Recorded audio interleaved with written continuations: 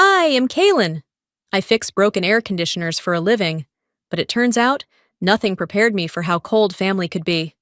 At my sister's birthday, she handed me a paper plate and said, AC guys eat last, while everyone else sipped champagne off real china. My own mother laughed. No one flinched.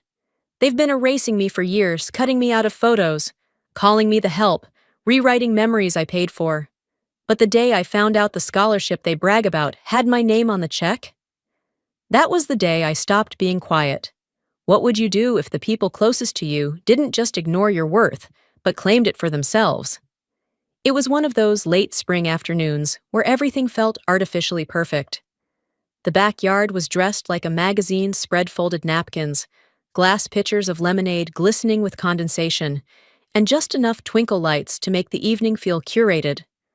The kind of party where everyone's smile seemed staged for an invisible camera. I arrived quietly, like I always did. No fanfare, no one rushing to greet me. My boots crunched over the manicured gravel path as I scanned the crowd. Familiar faces, neighbors, church friends, old colleagues, everyone clustered in cheerful clumps around my sister, Isolde. She looked like she belonged there. Flowing linen dress, arms gracefully moving through the air as she told a story that made them all laugh. I stood at the edge of it all, like I had wandered into someone else's event. Isolde spotted Mayer, eyes barely flickered. Then she smiled, loud enough for the group to hear. Oh, good, our resident HVAC genius has arrived. AC guys eat last paper plates are over there. They laughed. Not because it was funny, because they didn't want to be the one who didn't. I felt their eyes on me, like I was a character someone else had written into the story. I found the stack of plates. She wasn't kidding, they were thin, cheap, the kind that collapse under a scoop of potato salad. I grabbed one, careful not to let my hand shake. It was ridiculous how something so small could feel so sharp. As I stood in line for food, I heard someone behind me whisper, "She still works in air conditioning, right?"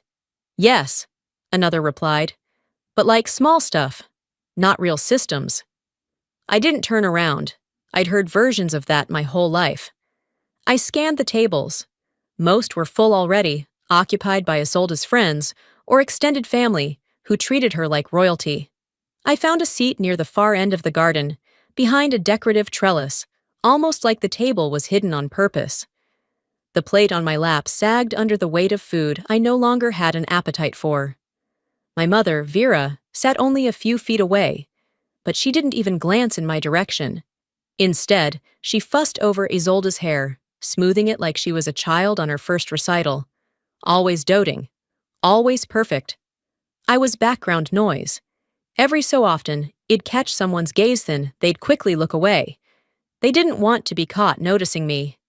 That was worse than anything else. That's when you know, you're not just being ignored, you've become inconvenient. I thought about leaving.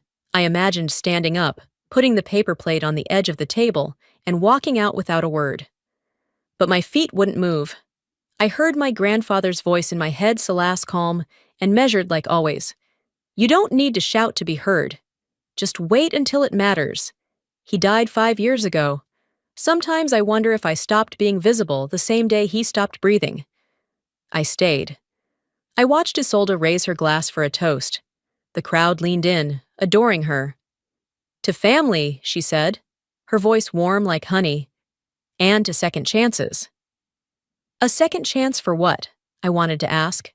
For pretending I wasn't sitting right there? I didn't.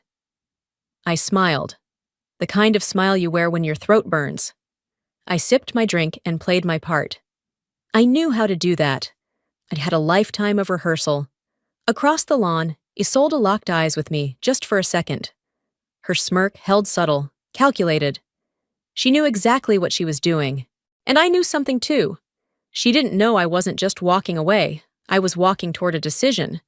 But before I could even finish that thought, the sound of silverware clinking against champagne flutes signaled yet another toast.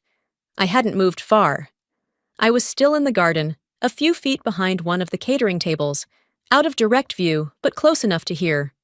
Isolde stood near the center, glowing beneath the patio lights like some pageant queen from a town too proud of its own history. She raised her glass with ease, her voice lifting as though rehearsed. To family, she said, for always believing in me, even when I doubted myself. There was a chorus of cheers, and everyone drank, smiling warmly. My mother, Vera, practically sparkled beside her, shoulders straight, chin up, every inch the proud matriarch. No one looked at me. I hadn't been mentioned, not even as an afterthought. As people started murmuring their approval, a woman near Vera leaned in and whispered, "And who's that again?" Her finger pointed discreetly in my direction. Vera laughed. "Oh, that's, Kara? Kylie?" She squinted, then let out another soft chuckle. "She's the younger one, works with heating or cooling, one of those." That did it, not just the hesitation, not just the name. It was the ease with which she forgot me, or chose not to remember. I wasn't sure which one was worse anymore. I could feel my heartbeat in my ears. My hands stayed still, fingers lightly gripping the stem of my untouched glass. The silence around me wasn't external, it was the kind that came when your own presence felt like static no one wanted to tune into. I stepped aside, weaving through bodies that didn't notice me, until I was standing near the edge of the pool deck. The string lights above hummed faintly, their glow too soft to cut through what I was feeling. I wasn't angry, not yet. It was something cold or disbelief that no longer surprised me. I didn't expect to be celebrated. But being erased? That took intention. I turned back toward the crowd. Vera was still holding court, smiling tightly at another guest. I walked up to her, not dramatically, not demanding, just present. "Mom," I said calmly, "can I talk to you for a second?" She didn't even turn all the way toward me. "Sweetheart, don't ruin the mood. It's as old as night. It'll only take a minute." Her eyes met mine briefly. There was something between annoyance and embarrassment there. "Kaylin," she said, dropping her voice so only I could hear, "please don't make this about you." That sentence. The softness in it wasn't kindness. It was control. I nodded once. Not in agreement, just acknowledgement. And I stepped back. A few people noticed the interaction. I saw their glances, the way their eyebrows rose slightly, then quickly reset into indifference. A woman I vaguely recognized from high school gave me a brief look, a flicker of sympathy, not curiosity. The kind of glance people give to a dog that's clearly been hit too many times, but still walks without limping. Then, as if on cue, Isolde lifted her glass again, this time directed vaguely toward my section of the lawn, and smirked. It was barely perceptible, but I caught it. That wasn't a smile of affection. It was victory. She knew I'd tried to say something. She knew Mom had dismissed me, and she liked it. I swallowed back 1,000 versions of things I could have said. Not here. Not in front of this audience, who only knew how to clap on cue. I walked back to my seat. It was still empty, tucked behind a low hedge near the edge of the lawn. I sat down, folded my napkin in half, then in half again, over and over until it resembled a paper fan. I stared at it, thinking how odd it was that this napkin had seen more of me tonight than most of the people here. No one forgot me. They just didn't need me to exist tonight. I hadn't said a word, but I knew the next one I said would count. Still, I stayed quiet. That night had already carved enough hollowness into me, and I wasn't about to give them the satisfaction of watching me bleed. Instead, I slipped inside the house. Not because I wanted to hide, but because I needed to breathe. The hallway was cooler, quieter. I passed the kitchen, where the catering crew bustled politely, trying not to overhear the evening's politics. I turned toward the sitting room, then stopped. Along the far wall stood a display Isolde had clearly curated. Framed photos arranged by phase of life. Graduation, sorority formals, a semester abroad, birthdays, even baby pictures. Her timeline, frozen in pastel mats and gold-trimmed frames. I scanned the wall slowly. Not one photo of me, not a single shared memory. Except one. Christmas, years ago. She was 6, I was 4. I remember the itchy sweater, the smell of pine needles on the carpet. I remember sitting on the floor beside her as she opened a music box. But in the photo, there's only Isolde in the box. The left side of the frame where I should have been is cropped. Clean cut, clean erasure. I stepped closer. Maybe I was remembering wrong. Maybe I'd imagined being there. But no, I knew the look in her eyes, the exact way she held that lid, tilted just so. I had been right next to her. I hadn't been forgotten. I'd been removed. And that's the part no one ever talks about. When your absence becomes part of the decor, it's no longer accidental. I backed away, feeling the slow, familiar ache behind my ribcage. Not anger, not even pain anymore. Just the recognition that I had been edited out of the family history. Not for being bad or absent or difficult, but because I wasn't shiny enough to fit the narrative. I turned back toward the dining room to collect myself, but a different impulse caught me. I had brought a giftone I'd spent weeks putting together. A custom photo album, scanned, restored, printed on linen-bound pages. Childhood birthdays, camping trips, silly Polaroids with frosting on our faces. Not just of her but us. Together, side by side. The way it used to be, or at least the way I wanted to remember it. I hadn't seen it on the gift table. I walked toward the small table in the corner where wrapped presents were stacked. Nothing stood out as mine. A server nearby noticed me looking and said, "Oh, that one." She told me to slide it under the table, said it wasn't urgent. I crouched down and pulled it out, unopened. The ribbon still tied. My name on the tag in gold ink. That was the moment I stopped lying to myself. This wasn't an oversight. It was a message. She never meant to open it in front of people, because it didn't fit the version of her life she was performing for them.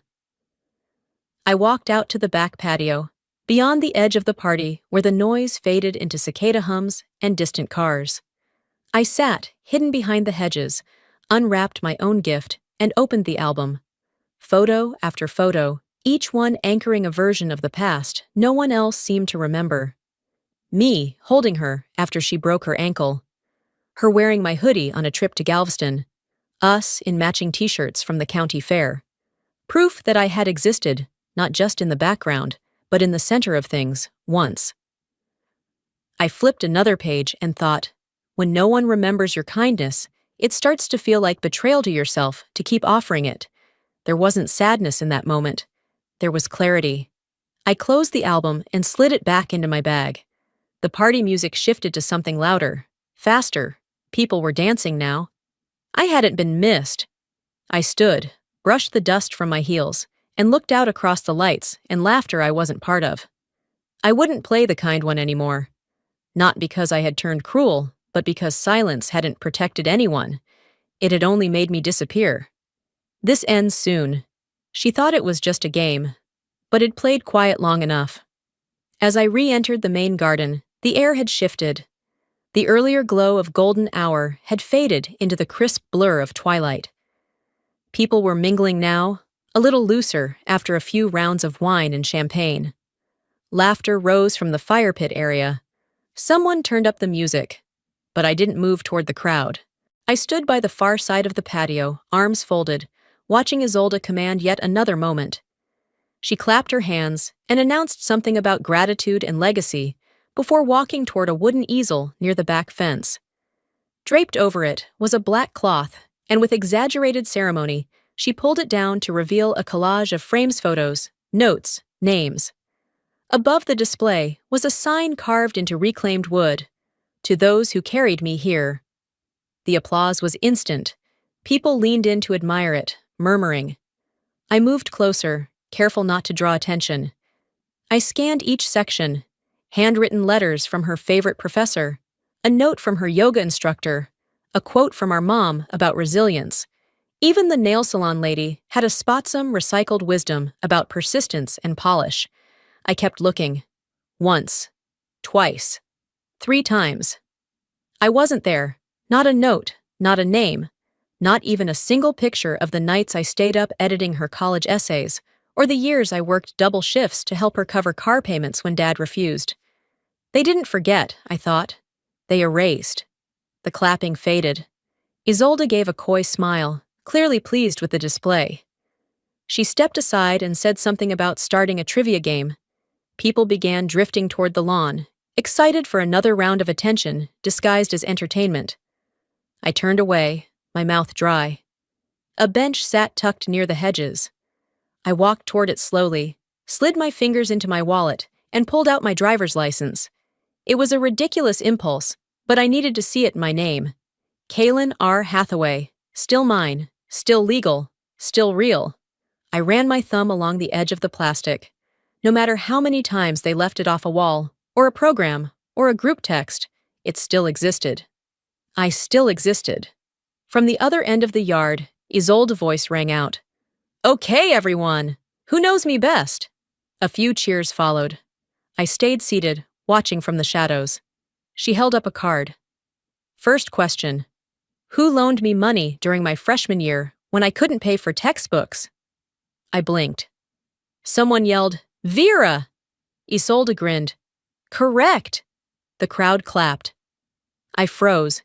It had been me.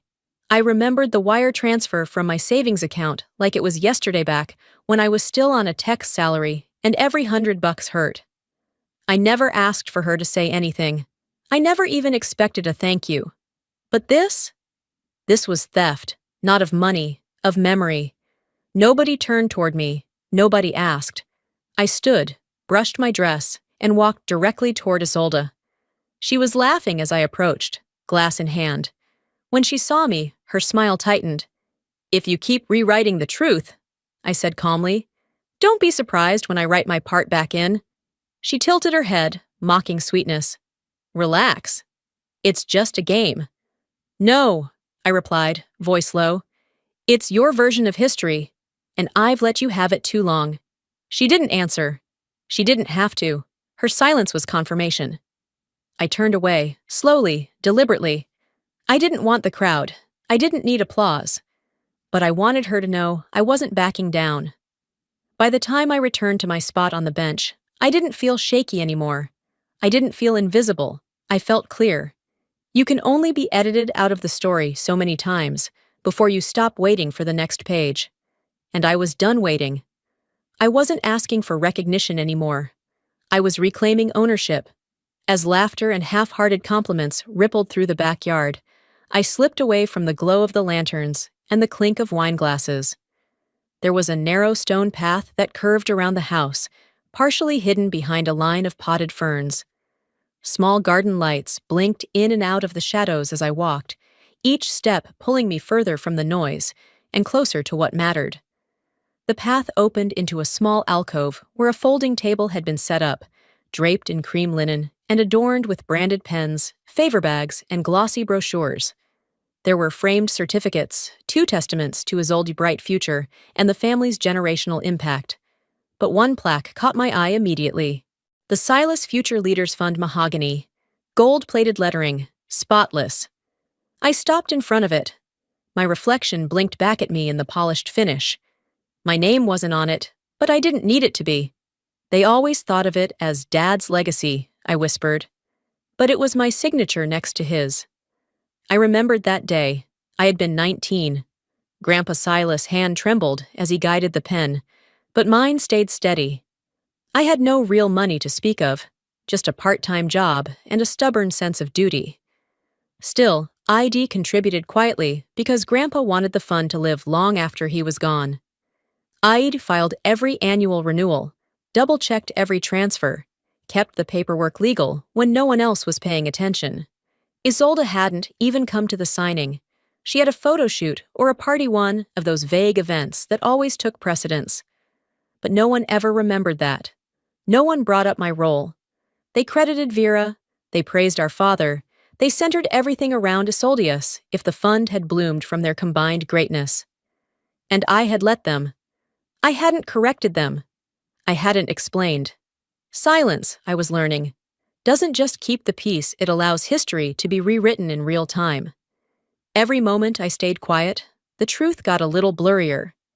Their version got a little bolder. I pulled my phone from my clutch and scrolled through my inbox. The subject line was still there, unread. Scholarship renewal action required due next month. And there it was, plain as anything. My name under primary co-sponsor. My signature was still the one they needed. A quiet ping vibrated through the evening silence. I stared at the screen, the soft glow painting my hands with light. The control was still mine. They'd just forgotten. Or maybe they hoped I had. Still doing it, huh? The voice startled me. I turned to find a woman lingering a few steps away, nursing a half-full glass of Ross. Her hair was shorter than I remembered, but the face was familiar Kelsey. We had shared a table in AP English years ago. She'd been smart, observant, and mostly quiet. "I'm sorry?" I asked. She walked a little closer. "Isolde. Still pretending everything came from your parents, from the family. I remember freshman year, you bought her books, right? But she told people Vera paid for them. Said you weren't reliable."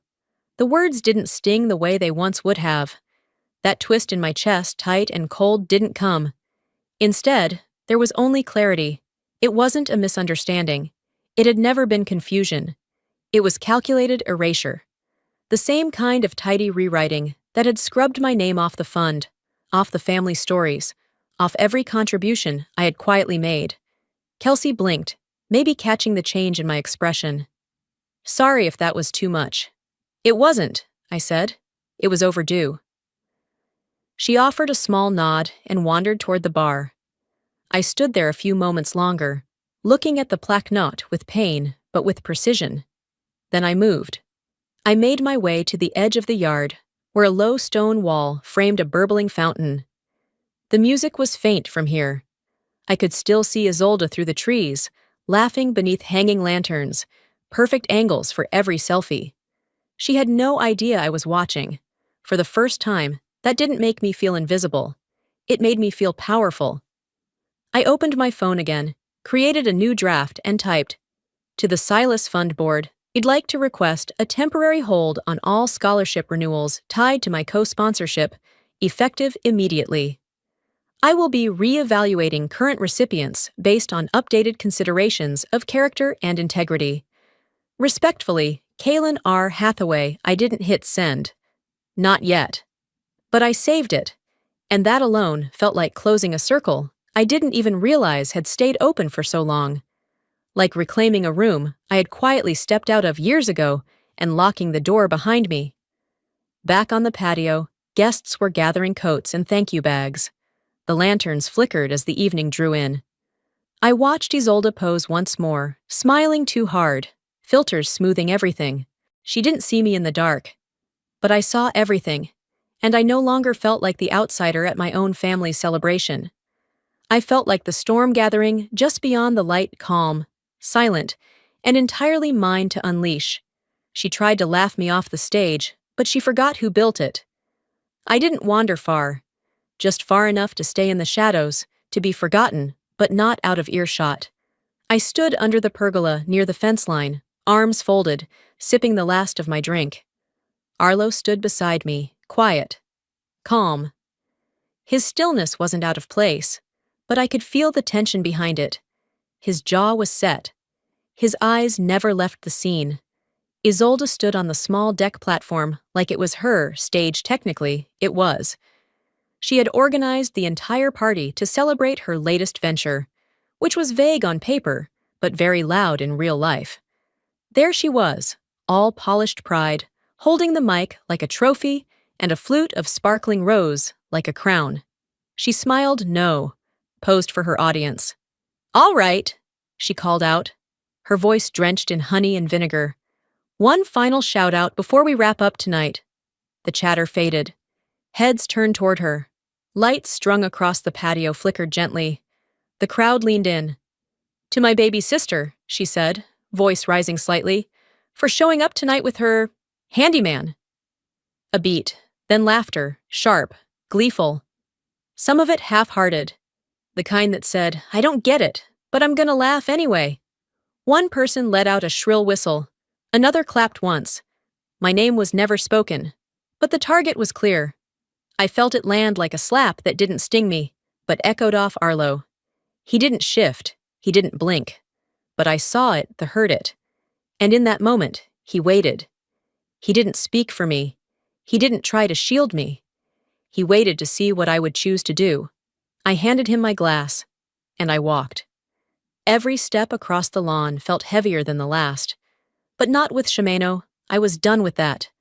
What weighed me down was the knowledge that I'd let her do this for far too long.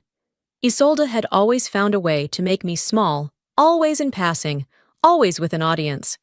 She didn't see me approach at first. Her back was half turned as she laughed, still basking in the afterglow of her joke. I stepped into the circle. The laughter died.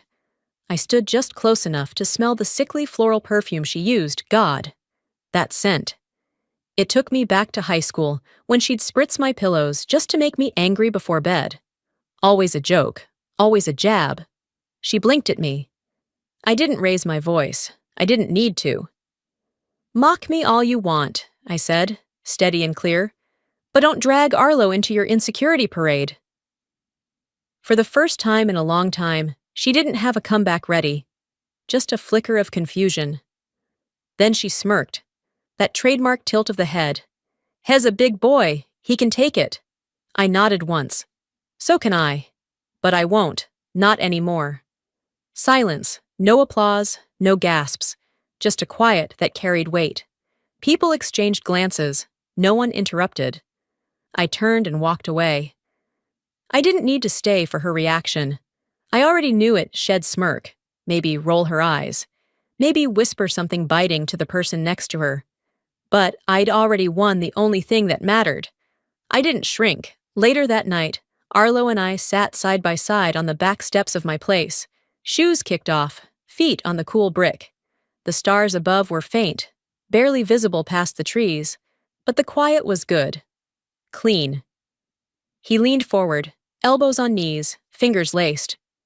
I don't need her apology, he said finally. I looked at him, but I needed to see how you'd handle it. And? I asked. He turned his head toward me, no trace of a smile, just that grounded look he always had when something mattered. You didn't flinch. A breath escaped me, slow. Not relief, just release. I'm done, I said softly, done cushioning her ego, done making myself palatable. He nodded once, then leaned back against the railing, his gaze climbing toward the sky. We didn't say much else. We didn't need to. Later, in bed, I pulled out a journal I hadn't touched in almost a year.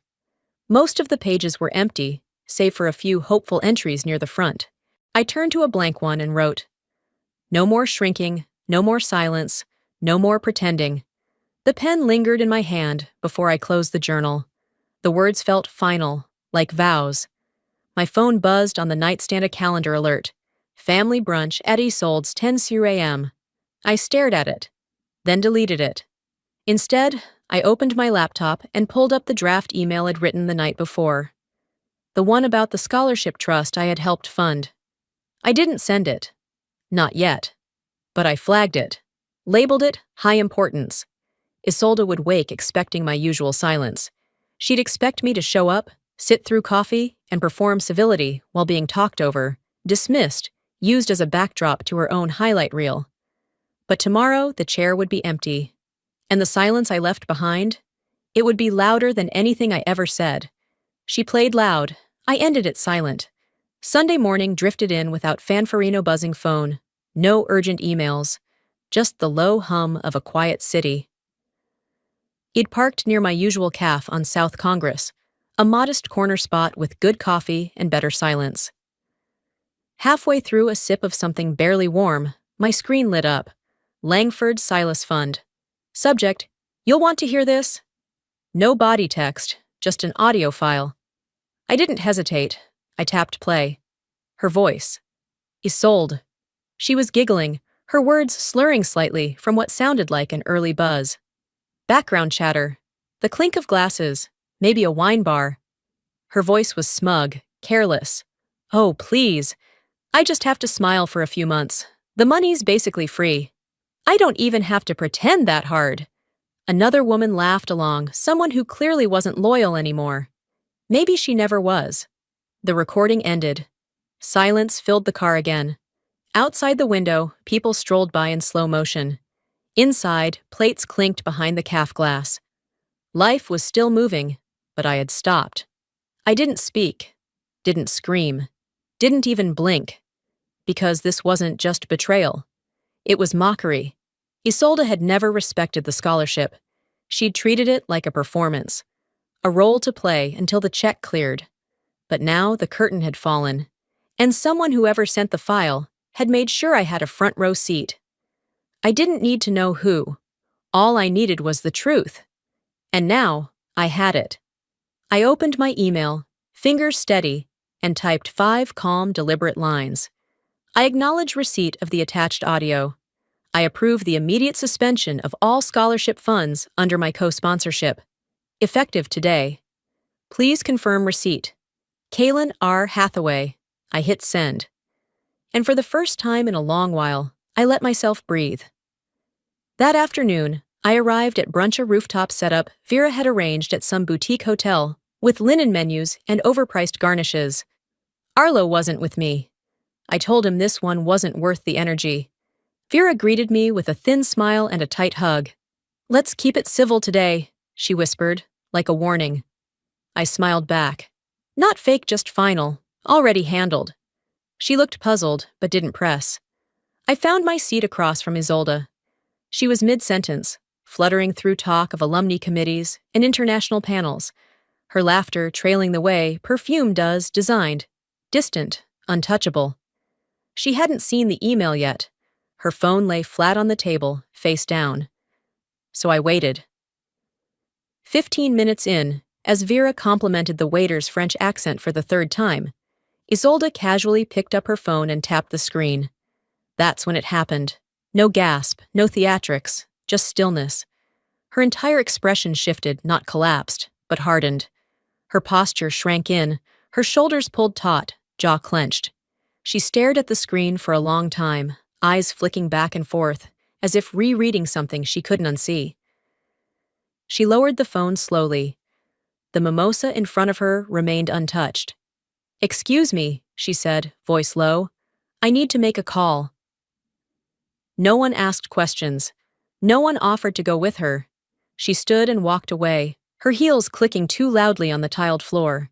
I didn't watch her leave. Instead, I folded my napkin with quiet precision and let the moment settle. There was no need for raised voices, no dramatic speech, no public reckoning, just one decision, one revoked signature, and one very clear message. Langford's reply came less than an hour later. Funds suspended. Acknowledged. I stood, nodded politely to Vera, and walked away from the table. No announcements, no goodbyes. The sun hit me like truth when I stepped onto the street hot, unrelenting and clear. I squinted into it, letting the light reach all the places Isolde's shadow used to cover. There was no guilt, no regret, just release. Because storms don't always need thunder to destroy what's weakly built. And while she'd played her game in the spotlight, I'd ended it from the shadows, with silence sharper than any scream. And now, she could keep her performance. The stage was mine. The apology never came. But silence? It did the talking for her. Monday looked like any other. I got up, put the kettle on, and fed the neighbor's cat, who barely acknowledged me. I watered the porch plants half-heartedly. Those succulents always looked on the verge of quitting anyway. Then I sat down at the table, my laptop already open like it had been waiting for me. There it was, still sitting in my drafts. The email. It wasn't a last-minute decision. It had been marinating for days, maybe even weeks.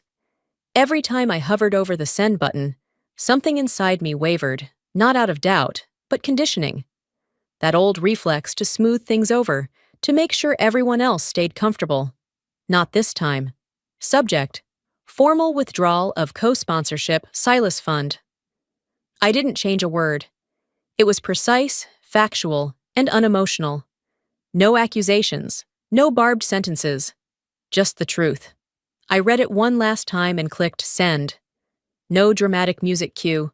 No deep cinematic exhale. Just a soft, internal shift like finally taking off a coat you didn't realize had been suffocating you. I stood up, opened the window, and let the breeze in. It wasn't victory. It was peace. 5 minutes later, Langford replied, Acknowledged. Will notify the applicant and board immediately. Short, cold, perfect. I gave a small nod to no one in particular, imagining him typing that response with the same tight professionalism. Across the city, I pictured her, Isolde checking her inbox. Maybe she was at her favorite caf. Maybe she was rehearsing one of her public speeches about leadership and resilience, and then just 6 sentences that ended the performance. I wasn't there when she read it. Didn't need to be, but I got a front row seat to the aftermath. That afternoon, she posted on her social media, polished, ambiguous, completely on brand. Due to unexpected shifts in funding, I've chosen to defer my program until next year. Trusting the process, trusting divine timing. I almost smiled. The comments rolled in like clockwork.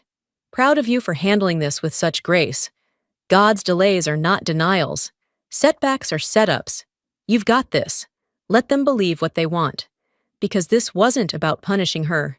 It was about ending the story they all insisted I keep playing a role in. I wasn't stealing anything. I was finally reclaiming what was already me time, my energy, my boundaries. Later that evening, my phone lit up. Vera. For a second, I thought about letting it go to voicemail. But I knew better. Vera didn't call unless something was off script. I answered. Hello? She skipped the pleasantries. Did you do something to your sister's funding? Her voice wasn't angry, just unnerved. Like the world tilted and she hadn't found her footing yet. I didn't rush to respond. Let her sit in it. Then, softly but firmly, I said, No, I did something for myself. That threw her. I heard it in the way her breath caught, like she was reaching for the next line in a script that had suddenly disappeared. For years, it'd been the fixer, the peacemaker, the one who nodded, who helped, who stayed quiet while they stepped on me with a smile.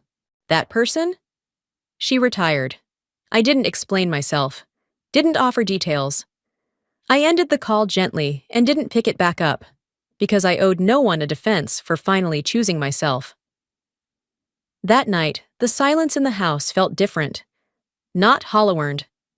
Arlo was working late, and I didn't bother with the TV. I didn't scroll or text or distract.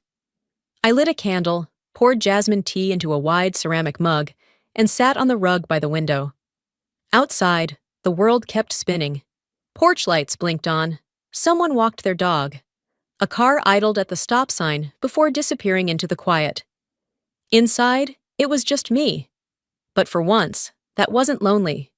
It was whole. Some storms come screaming through with lightning and fire. Others take their time seeping under the doors, through the cracks, dripping steadily until the foundation weakens and the walls begin to shift. That's the kind of storm we'd all been living in.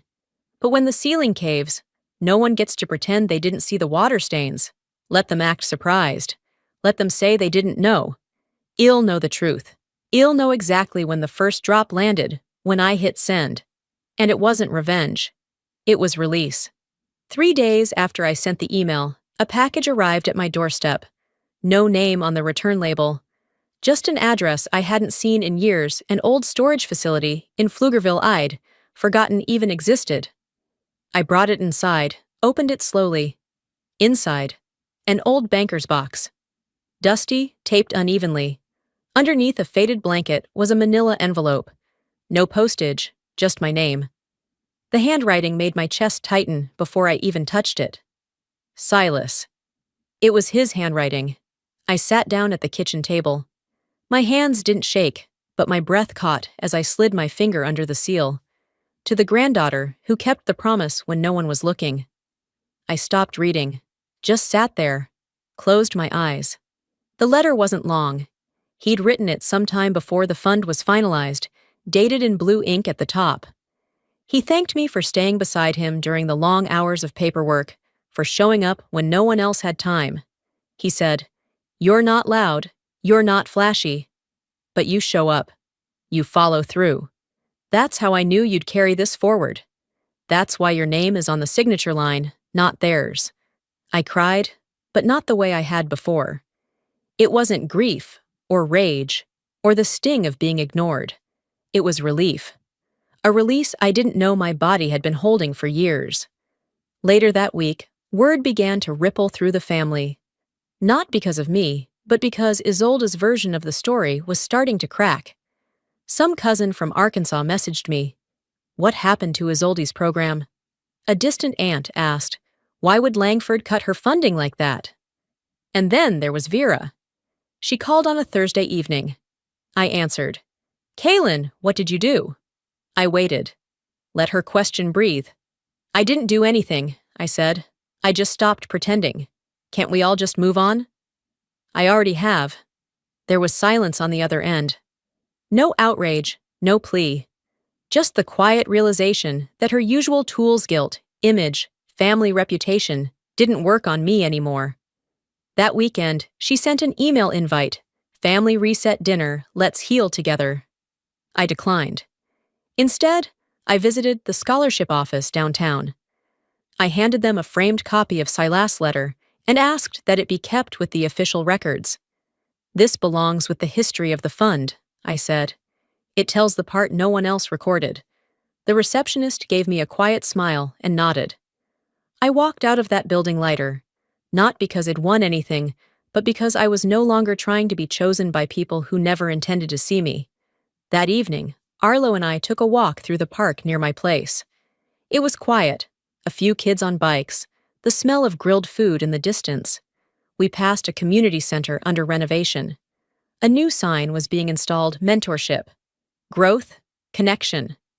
Arlo looked at me. You feel lighter? I shook my head. Not lighter, just clearer. We stood there a moment, watching the workers finish drilling the sign in place. I turned toward him. Maybe it's time I invest in something better. He didn't ask what I meant. He didn't have to. Some scars don't fade, but they don't stop you from building with steadier hands.